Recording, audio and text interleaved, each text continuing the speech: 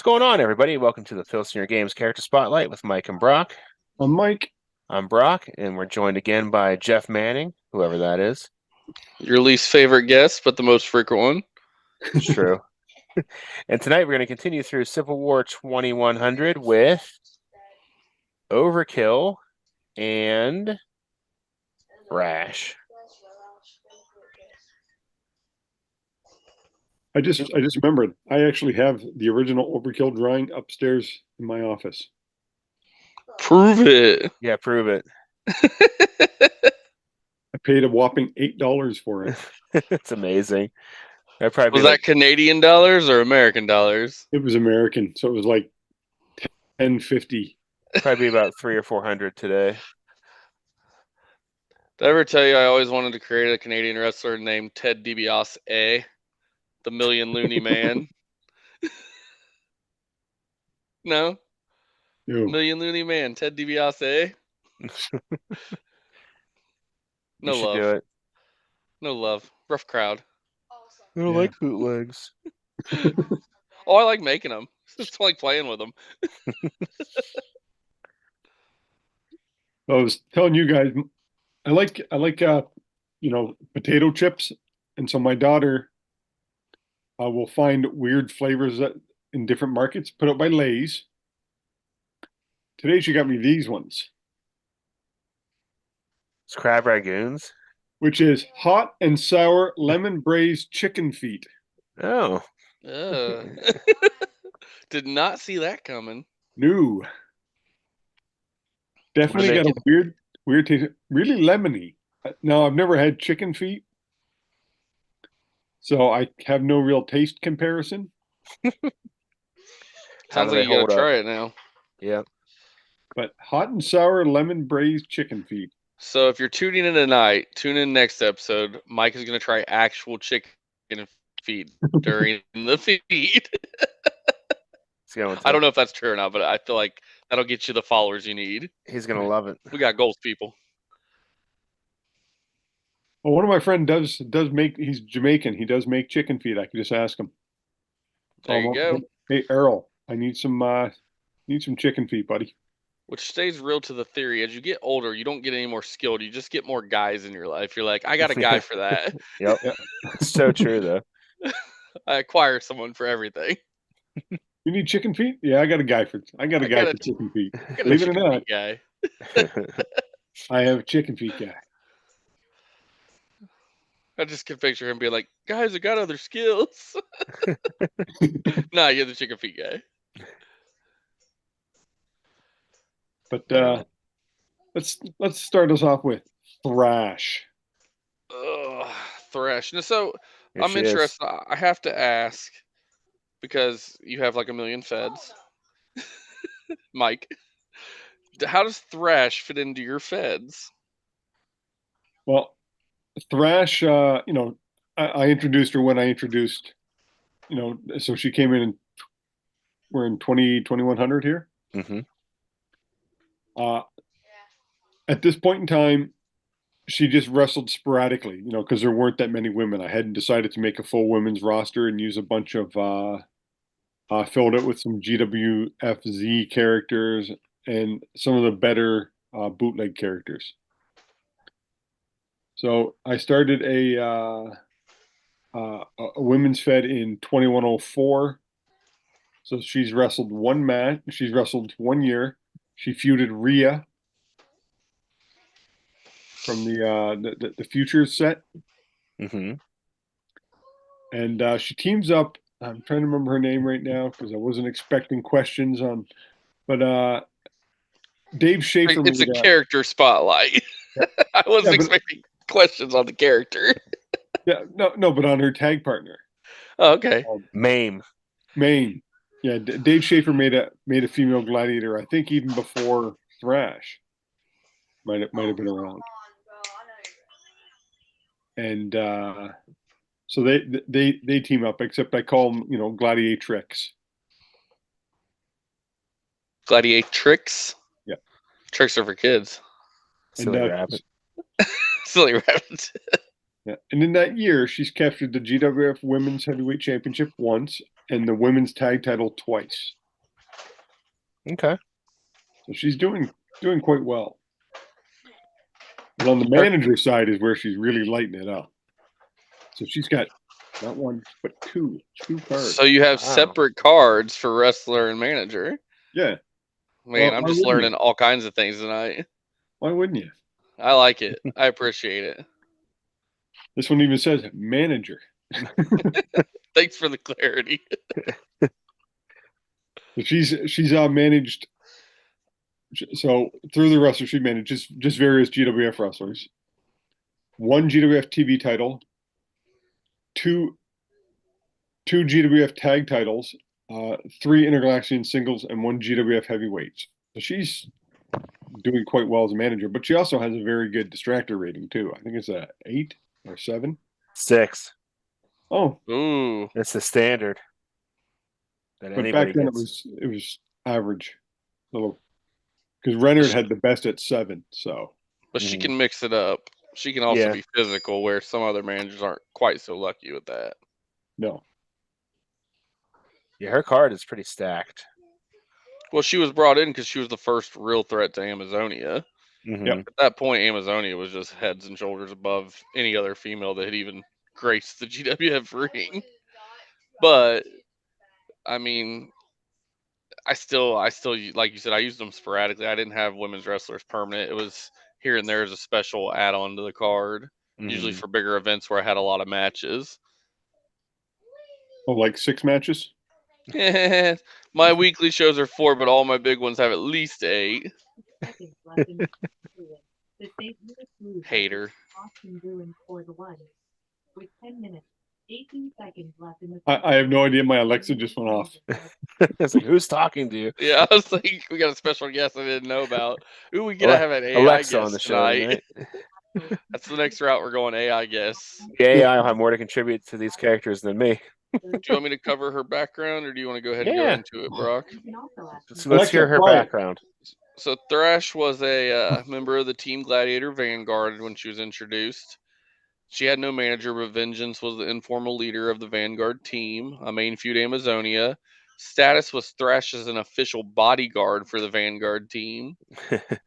Finisher, Thrash calls her finisher Femme Fatale, or Femme Fatal. Is that how you pronounce it? Fatale. Well, it doesn't have the E on the end. Yeah. Okay, I guess it's Femme Fatal.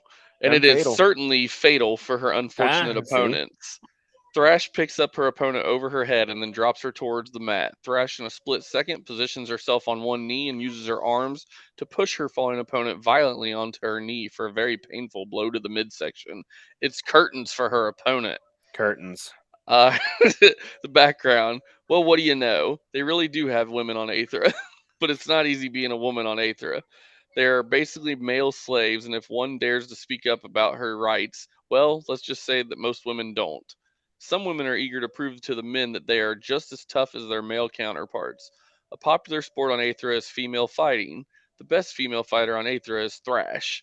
Thakor, is that how you pronounce it? Is that what we're doing it? Thakor, the council. How did you pronounce that? Thakor?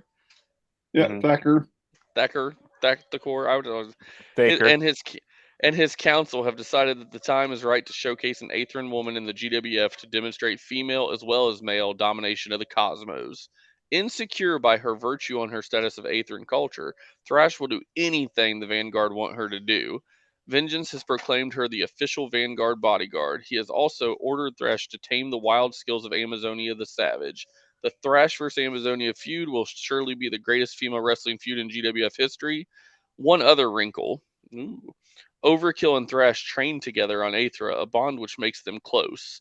Vengeance better be careful how he bosses around Thrash, or he may find that he makes a rather big enemy of Overkill. Little foreshadowing? Maybe. Don't remember that in the book, but... I also, when you said that, when you first started reading it, there's some things that didn't make sense now that I think about it. So the women don't speak up or something bad will happen, but yet the women want to be equal to men. So what's going on there? Silently? I mean, it says female fighting is popular sport. to prove themselves. So maybe that's how they do it, through action. I mean, it does say she will do whatever they ask of her. I don't know what all that implies. You can use your imagination, but... So you don't really use women, so you don't have a champion. No, I haven't. I mean, like I said, I do them just a random match here and there when they get involved, or it's like a special attraction to bring in more fans to the show. That's all. What year are you in? 2101. So you have four women. You could have a do a champion. I think there's 5 in 2101. Okay. There's Amazonia, Thrash, Sweet Thing, Cassandra. Oh, that's Miss Liberty. Yeah. Yeah, there's like 5 of them, I think, if I remember correctly. But whatever. That's too small. I wouldn't have a belt unless there was at least 8. It's going to be like 2015 by the time they have 8. I don't even know if they ever get 8. I don't know if there's ever 8 at one time. Unless you order the special women's set that's coming out. Yeah, Secret Histories. Secret History. Then I can keep my championship on the low and have you all guessing who the champion is. There you go. You can rewrite it. It's secret. If you use Caddy and Lycosa, you can use the secret women. That's different. They were introduced as players. They were just not in the books. They were introduced with certain game sets, though. But these women have books. Yeah, after the fact, I've probably played half the years. Because not only have I played up to 2101 from 2074, I've also played 2119 to 2130. So there's going to be a big gap there where I didn't have women's wrestling. Unless I did it in secret. Yeah. There you go.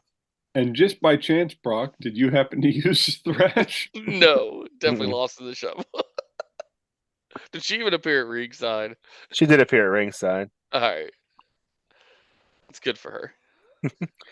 Yeah, I was just trying to catch up. I regret it. I regret every decision I ever make in life. Pretty much. Started with GWF. It all started there. So not much to say about Thrash. I had her pretty big too. I had her coming in at 5'9", 160. Hold on, I had to reboot my computer, so I don't have that open anymore. How dare you? For the official. You had the card out. Doesn't it say on there? No, they didn't say that yet. On the back, it didn't have it since she had wrestling abilities. Nope. It doesn't say it in the book. Like not. You had to get it from the GWF files, which was a great resource back in the day. I loved reading that thing. That's one thing I wish they would put out another one, or just update the wiki. Yeah, I don't know if it would sell as well with the wiki there if they updated it correctly. Let's see. Thrash came in at 5'9.5", 139 pounds. So not very big. Yeah, it's a lot smaller than I thought she would be. And she looks pretty jacked. The 5'9.5" is fine, but the 139. Yeah, whoever like I said before, whoever makes these has never, doesn't know that muscle weighs more than fat. Yeah, she's pretty. I thought you were gonna say they never worked at a carnival guessing weight. I'm undefeated at that game. I guess I carry my weight well.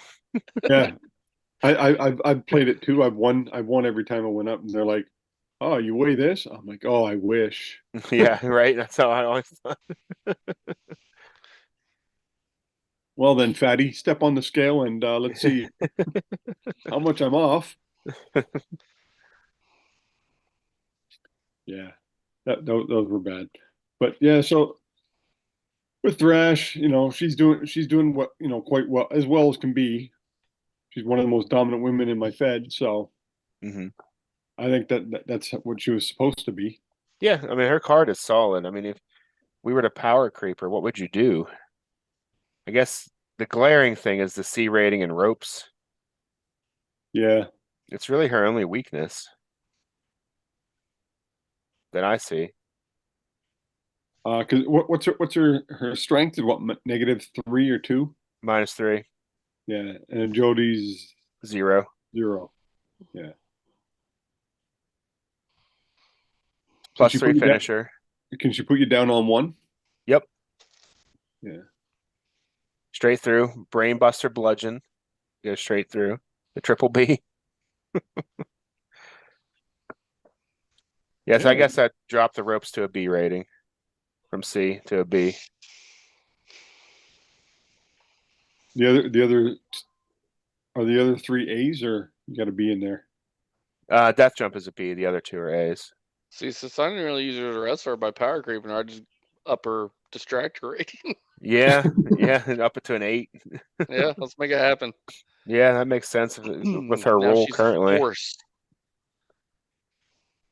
I mean, it'd be more useful for the Gladiator team. Mm-hmm. That is true. Ever do that? Okay, we'll switch over to the bigger man. Overkill. Which is how some people would feel about the Gladiators in the game. Now, but they're one of the more popular groups. Kevin Butcher did do he paid for like a bootleg, but of new artwork for Overkill. I wish I had that handy because it's a pretty awesome drawing. Yeah, it is. I don't know if you've ever seen it, Jeff. He did what, Malice, Vengeance. Oh no, Malice, Thunder, and Overkill. Mm-hmm. And for Daryl Banks, and they are sweet. Mm-hmm. So Daryl actually drew them. Mm-hmm. Yep, and colored them. They're some of the better ones I've seen. Yeah. I think that's safe to say they're the best Gladiator art in the color era. Yeah. Or his bootlegs. I remember Randy Bundell did a bootleg for Tom because Tom wanted a couple different covers. And so he did Thrash, Amazonia, and Miss Liberty for one cover for the Galactic Report.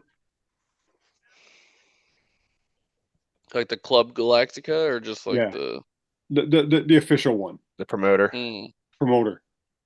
GWF promoter. Yeah. So you see Amazonia, she's got the belt above her head, and Thrash has a baseball bat with barbed wire around it, but then he did one of Overkill just on his own, and it's a different perspective. So the perspective's like this, so it's up close, and you see a grenade in his hand. But if you follow the arm up, he's got the pin in his mouth, and he's kind of got a little bit of a smile. Nice. I don't know if I've ever seen that. No, it was just a bootleg. He showed it to me. I don't think I think he sent it to Tom, and it never made it out because Tom didn't like the fact that he was using live ammunition. There'd be a grenade. Yeah. So he might have it somewhere, but how's Overkill doing for you, Jeff? Well, I mean, I'm only used him I'm in 2101. I will say that he is now tagging with Thunder. They've only had one title reign so far. I imagine they'll have more, but it's the third longest title reign I'd had up to this date. The only ones that were longer were the Game Masters in 2083 to 2085, 882 days, and an Animal Pack that had them from April of 2093 to January of 2095 for 644 days. I called them Vanguard just because there was the old guard still in there at the time that were the original Gladiators, but it was from March 2100 until June of 2101, which was 469 days. And that's with them defending them at least once a month, usually just once a month, but unless they got a DQ win, or sometimes I'll throw in a random match here and there where a team got a rematch quicker than that. But yeah, so they've been really successful. They've made an impact. I expect big things from them, but have a lot of years to play in that timeline. Yeah. But yeah, they did their. I mean, Overkill's definitely carries the team. Thunder's good, but Overkill's better because Thunder came in before him and was teaming with Killing Machine, and they weren't quite as good as this combo. Yeah, do you remember using him, Brock? Yeah, and they were dominant. whichever partner he had. I mean, with a +4 tag finisher. Yeah. I'm looking at his card now. Like, he has the dazed on level 3 defense, down 3 with a tag and a leave option. So in a tag match, you can try and tag out. He's a great tag guy for sure. Definitely a very solid card. The real surprise for me is that they lost the titles to the Game Masters, which, they're a legendary tag team in my Fed.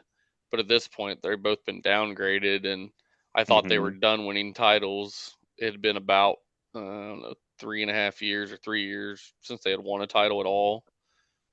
And they were kind of lost in the shuffle, but they earned a shot at it and won it. I like when stuff like that happens, though. Yeah, I mean, in one way, they're kind of chasing the Gladiators. The original Gladiators had 10 tag reigns in my Fed, and that gave the Game Masters their 8th. So they're approaching them after the Gladiators originally surpassed their record. So he's actually, for me, had a rough go of it. Like, yeah, he's captured 3 GWF tag titles, but when it comes to like his feuds, so his first ever feud was against Brute, and he drew, which for me that was kind of cool. But they lost the tag, so the Gladiators Brute Massacre beat up Thunder and Overkill, and then just went, yeah, we're on top, but we're leaving on top. So they won, and then he ended up feuding Mesmer and Fantast. He beat him, and then he beat him in the tag, and then they feuded Archon and Crossfire. And he lost his feud against Crossfire and lost to him in tags. So they got dominated by those two. That's funny. And then the following year he beat Crossfire in the feud, but drew in the tag, and then against Mace, he against Mason Dregs. So he beat them. Well, he drew in the tag and drew in singles, but Thunder did better against Mace, so Mace ended up getting sent down to the NGA. So now they're back up, so they're feuding again. So and that's the Gladiator era right there. It was kind of hard for me because I didn't know.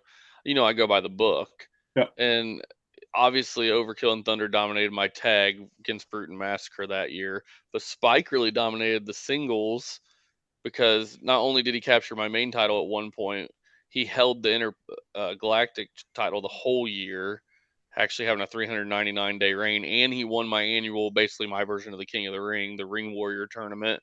So he was Wrestler of the Year.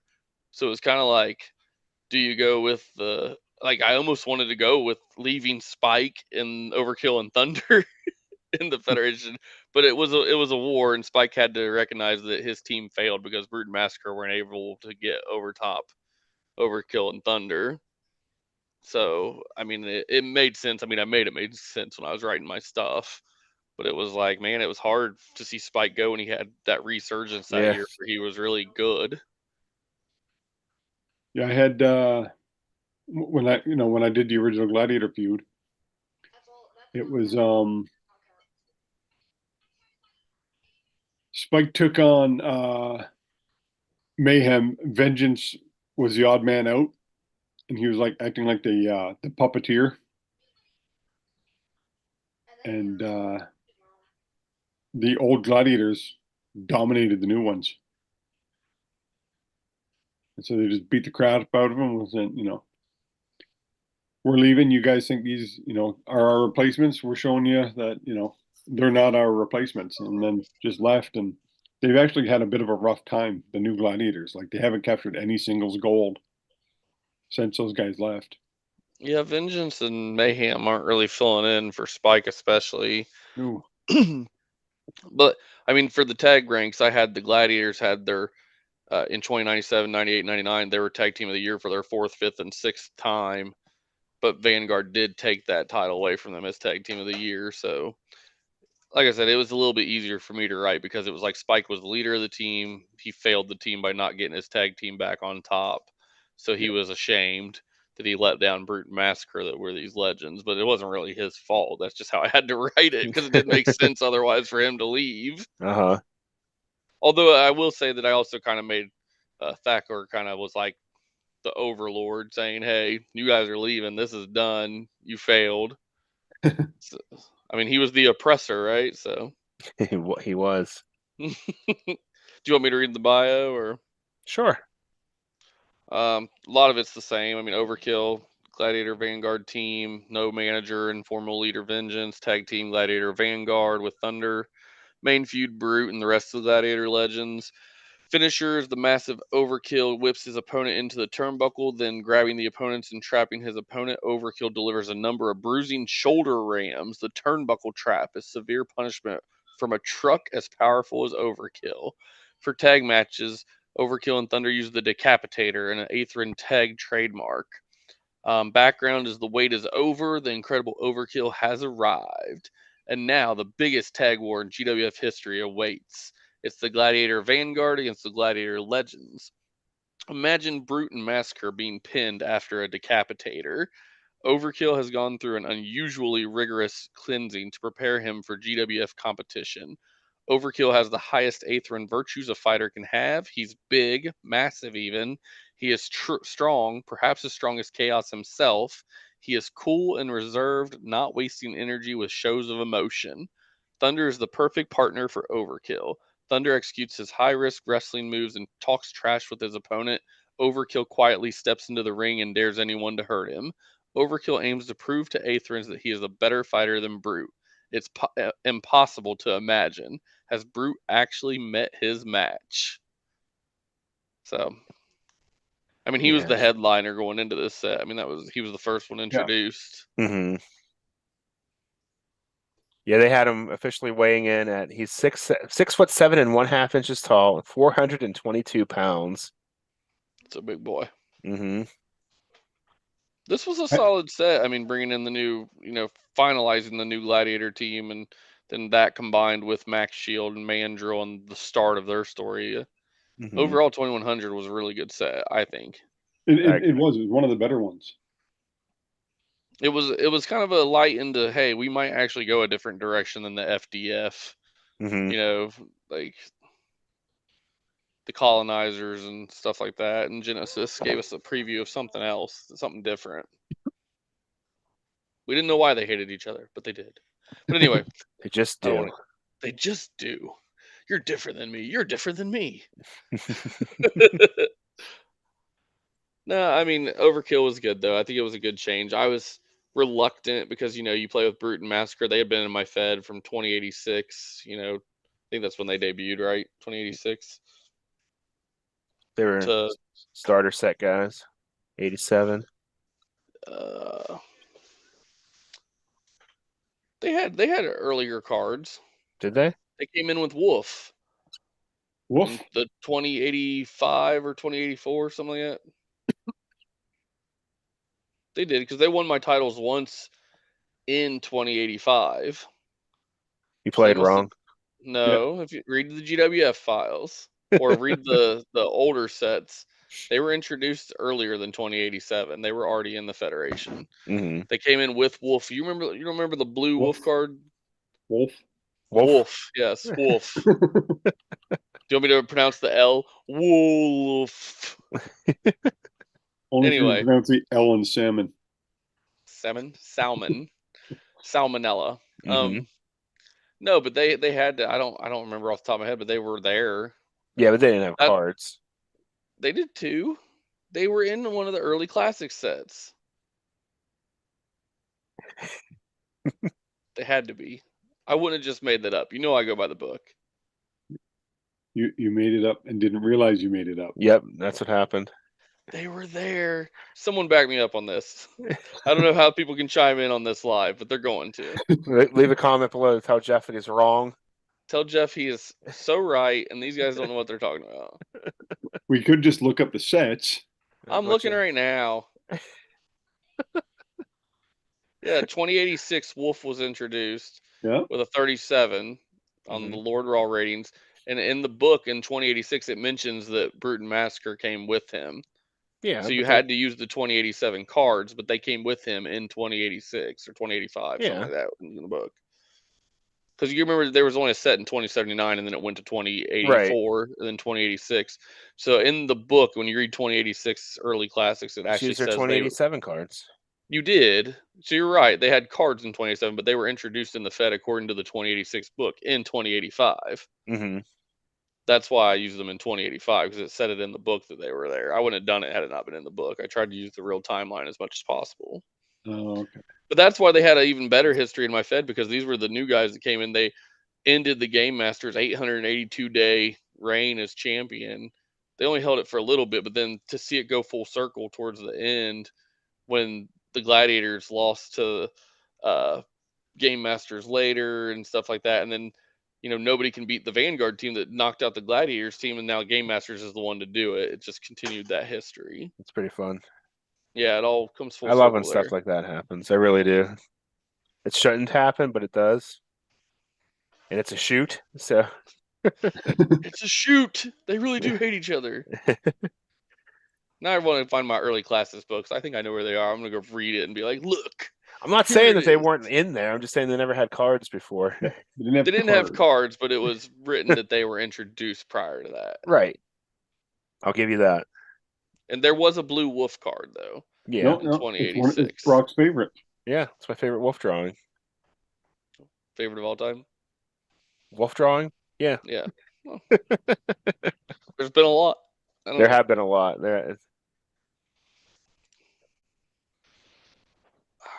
Has Wolf ever had gloves?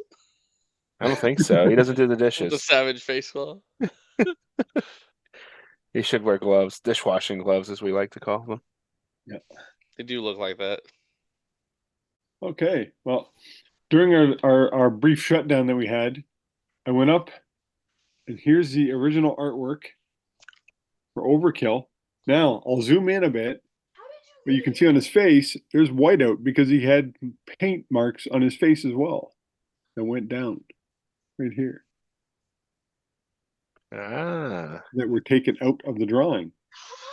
So does he paint the top of his head or his face? He's like, I like to think it's a Bam Bam Bigelow style tattoo. It's up to you, promoter. That's cool. Well, thank you for showing us that. I didn't know you had the original artwork. He proved it. You told him to prove it. He did. Remember, I said I got the original artwork. I bought it for $8. And you said prove it. Yeah, well, I listened to part of that. I knew you had artwork. Just to know it was the original. Nobody liked Brian Bendis. That's a bootleg artwork. And people were like, I don't want that. Nobody bid on it. So I went, they were asking $5, and I'm like, okay, I'll go $8. And it was the only bid. So I might have got it for $6. Yeah. Those early days. The auction was. I have the original Amazonia right there. I've gotten it down before, but I think I paid $10 for it. The not the original Amazonia, the Hannibal King Amazonia. Okay. The original artwork though. So we're gonna do our Mount Rushmore. And Jeff suggested favorite comic book characters. Well, no, I said comic book superheroes. I wanted to limit it because I know you guys could go about villains another time. Yeah, no, we'll do superheroes then. Yeah, I didn't want to do characters. I thought that was too broad for my fellow enthusiasts of their comic books. I got a feeling one of mine's going to be. Gosh, I'll hate you already. The lamest comic book hero I have like ever. 5 Superman tattoos. I know. I should have picked a different Mount Rushmore. Let's just scrap the idea. I'll come up with something off the top of my head. I don't want to hear about Superman. Oh, he's got all these powers. They're so amazing. So, if your idea, Jeff, you can give us your top 4 plus your additional nomination. I am not as avid of a comic book guy as you guys. Obviously, I like the movies more than the actual comic books. But I do have a little history reading. My first favorite character, honestly, was because I don't know if you guys remember in 1991, Impel had these Marvel comic cards. Yeah. And I collected those, and I really liked the Puck character. Puck is great. From Alpha Flight. Yep. He was my favorite, and I collected. I actually have a Gem Mint 10 Alpha Flight, the Puck card from that set, and a PSA slab. I also have the original Alpha Flight #1 and a 9.6. Then they redid it more recently. I have a 9.8 of that with the Puck on the cover because I thought the character was really cool. I liked the way he was drawn. I liked his attitude. So he's my favorite. Like, he's the one. I actually have a friend that does artwork for the Upper Deck cards they sell now. They always have like sketch art, yeah. and those. And he was doing prototypes for them because he does them every set now. He's done probably a couple hundred. I don't know what his number's up to now, but he's done a lot of them over the last 5 years or so.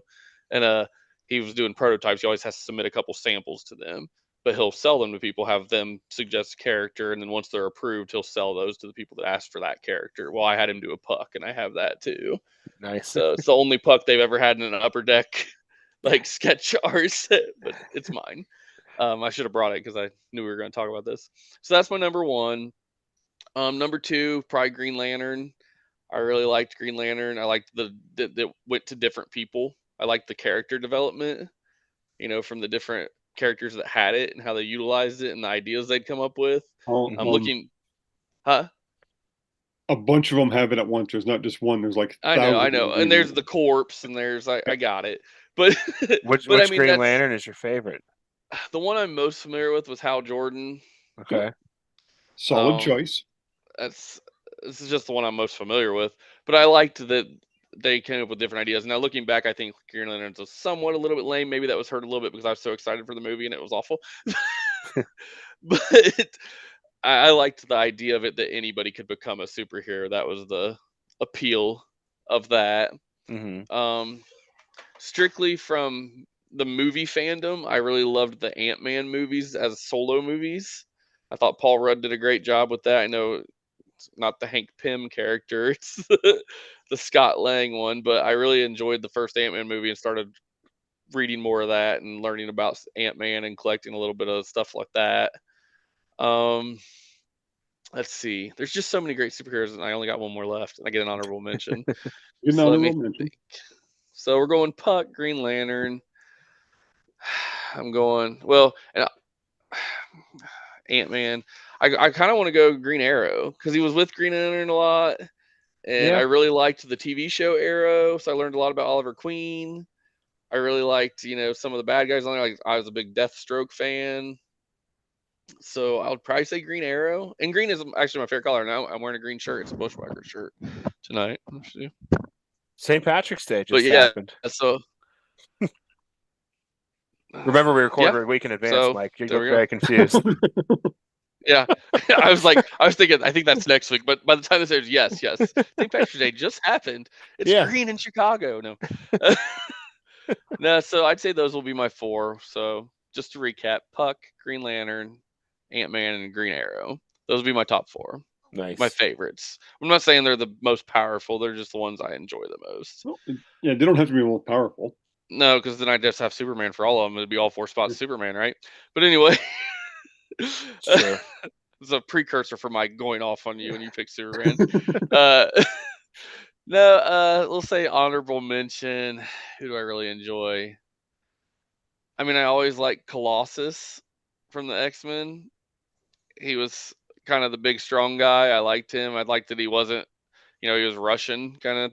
Like, I don't know. I thought Colossus was really cool. The idea of like a full steel kind of body.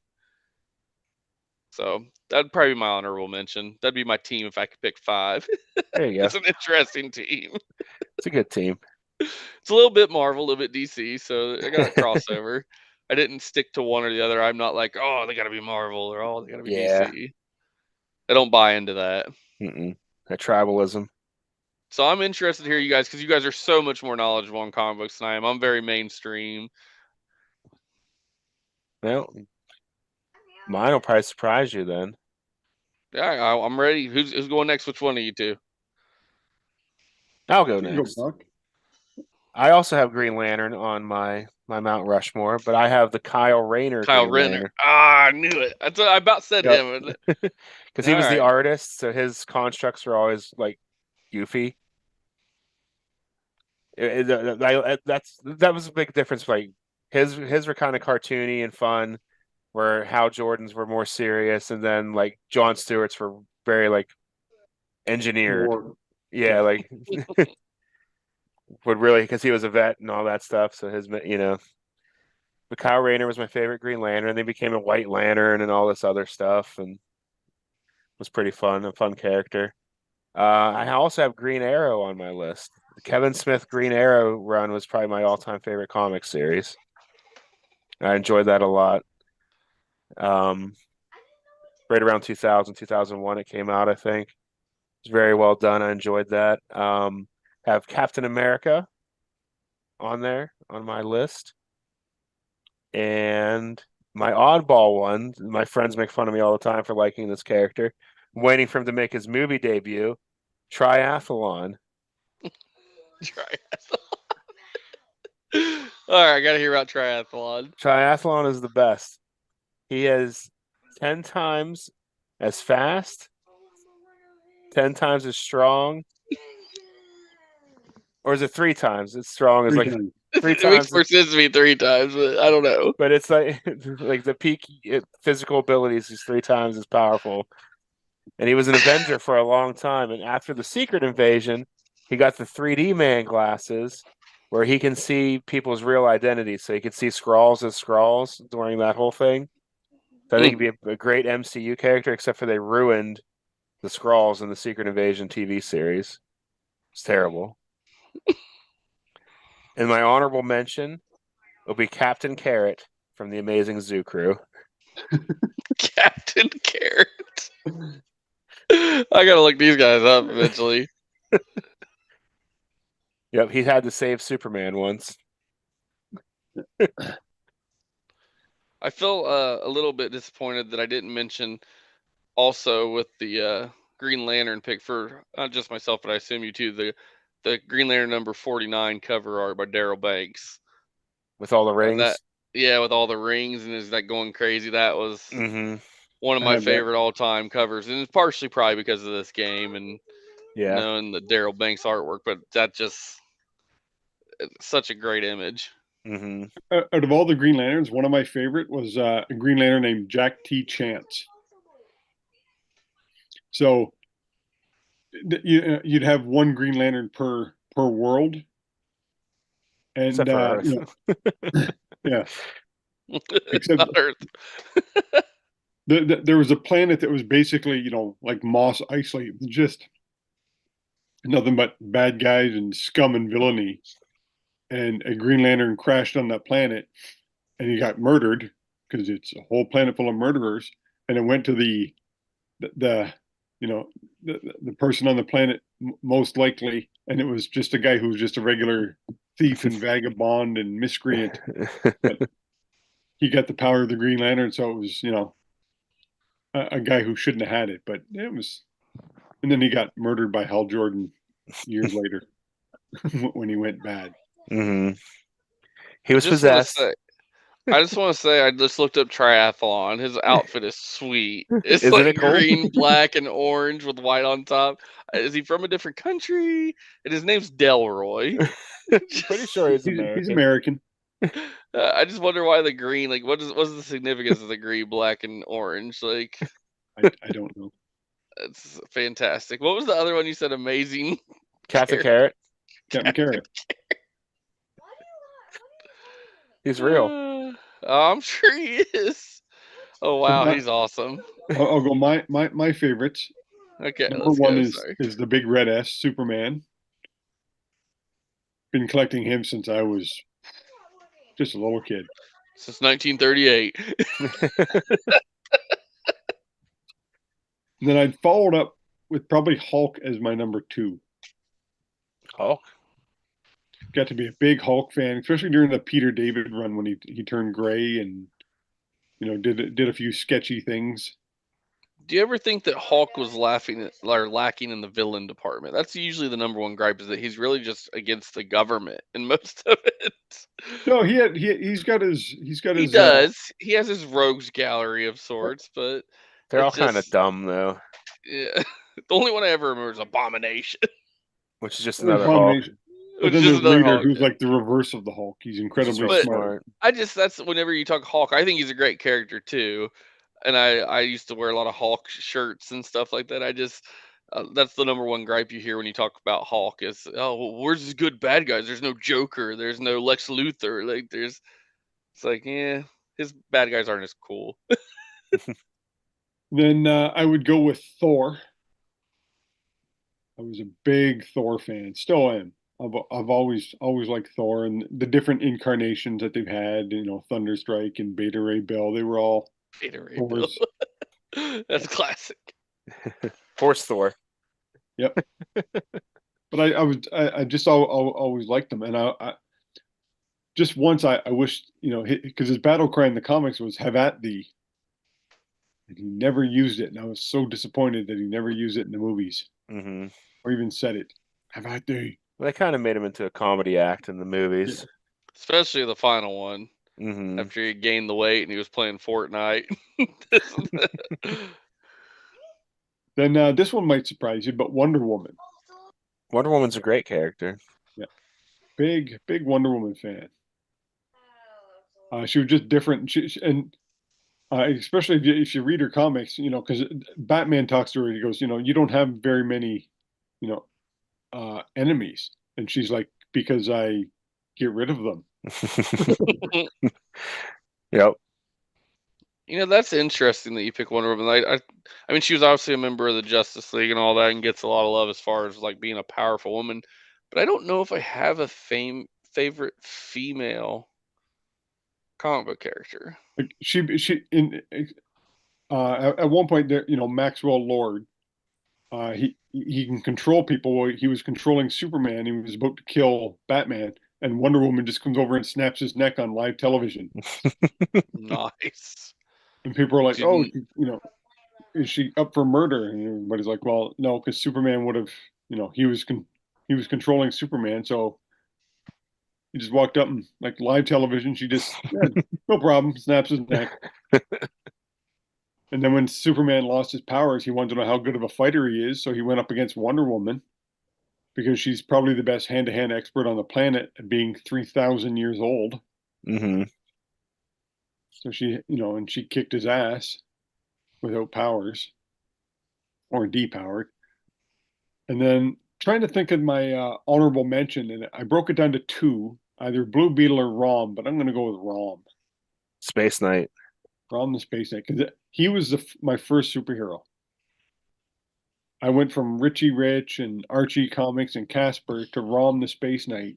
And I've talked about this before where, you know, I read the comic, and I think it's Rom number 6 or Rom number 8. And you see Rom going through the like some underground tunnels being chased by a monster.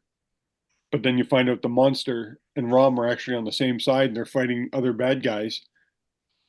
And so you're cheering for this monster because he's like, you know, suddenly he's on, you know, he's a good guy. He may look like a monster, but he's actually a good guy. And then they kill him. I'm 8 years old. Yeah. First superhero comic. I'm like, oh, this is cool. All of a sudden, the guy dies. They never kill anyone in comic books. I'm excited. I'm going to follow this guy forever. Oh, dead. One and done. I still have that comic. It was Rom the Space Knight. Yep. I see it. And his rights have been all over the place. At one point, Coca-Cola owned the rights to that character, I think, exclusively. Yeah, Paul Barnes actually did a drawing for me. I just haven't gotten it from him yet. Of because he knows I've been a big fan of Rom the Space Knight. I think I got almost every Rom comic.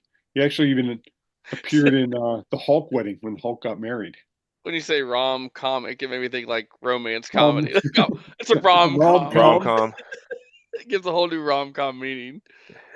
I gotta say, you got me thinking though. Like, female comic character, I think my favorite one was probably Invisible Woman. I just like the idea of her being in the Fantastic Four, and it was something different, and it was a different kind of superpower. You don't see a lot of the invisible characters. I mean, I know it's a superpower people can have, but I don't think it's utilized a lot in the comic books as much as other ones. They did back when Wizard was around. Wizard did a thing where they had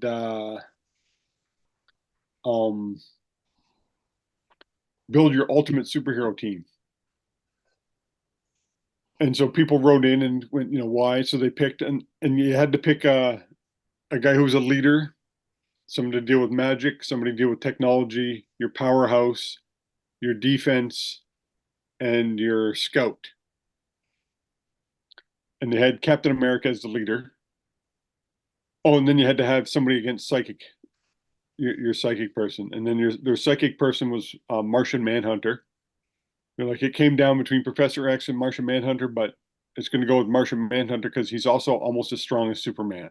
Right. He can do a lot more. He's not in a wheelchair. He can fly. He can turn invisible, intangible. Come on, guys, inclusion. Yeah. And then they said he doesn't have Cerebro. Technology, they went with Iron Man because he's more of a team player than Mr. Fantastic, because he's got to be the leader. And they said for defense, Invisible Woman. She was the only girl to make the team. And then they said your powerhouse is Superman. And they're like, if you think Superman is a badass, why do you fight an invisible Superman? Because that's what Invisible Woman can do. She can turn other people invisible. So yeah, that's the talk about underutilizing her powers. Like, how many times did she turn Ben Grimm invisible during a fight? Almost never. Right. Yeah. Well, I didn't say she was the smartest. Like, how about I form an invisible bubble over your head and suffocate you? Yeah, sooner or later, you're going to pass out due to lack of oxygen. And now, I did find out, like when I was looking into comic books a couple years ago and stuff, and getting a little more into it, there is a superhero that shares my last name. Does anybody know? A Manning? Yeah, there was a Manning character, a superhero that was a Manning. No. Deathlock. His name's Luther Manning. And he's black. I just found it interesting. I was like, I never Still thought counts. There was. Yep. What? It has to count. I said it's the last name. It's a surname. Like Danny Manning was the #1 pick in the NBA draft. Also a Manning. And Rex Manning was in that movie about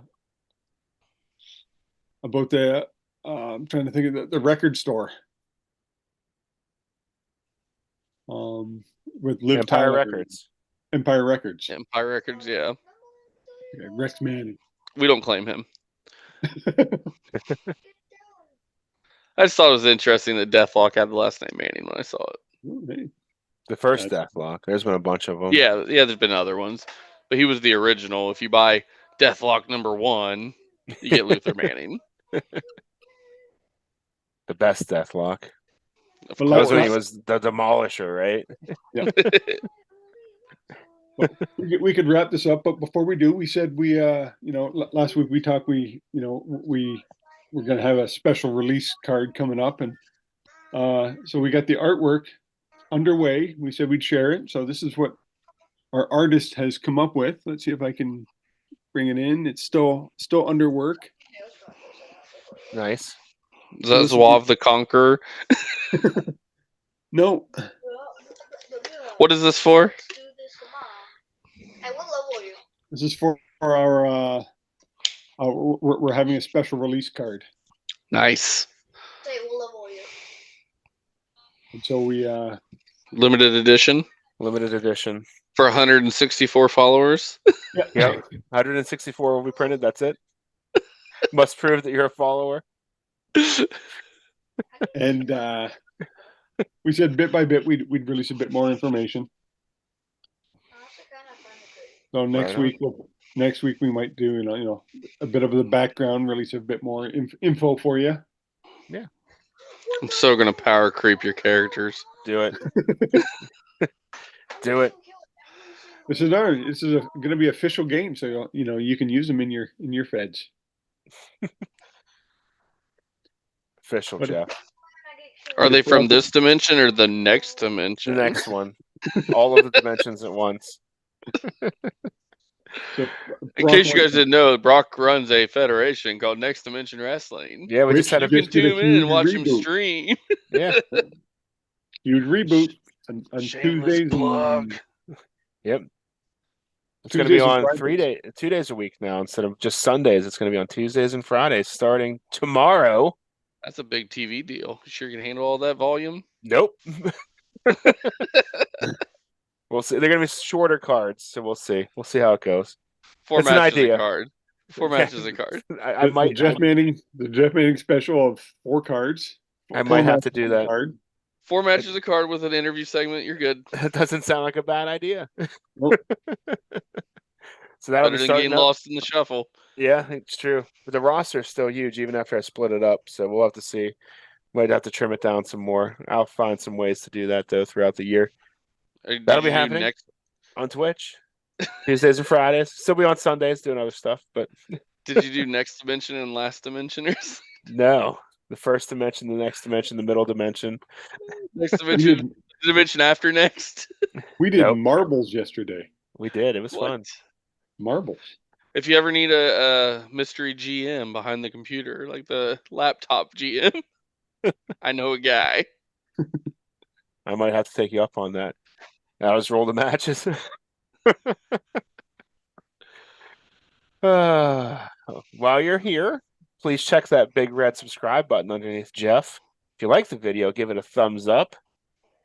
And also, while you're here, scroll on down to the description where you'll find all our friends who make Filsinger Games related content, including the official Filsinger Games podcast roll-up, the Legends team's Uncharted Territory, Dizzy Dice from Lee Longpree.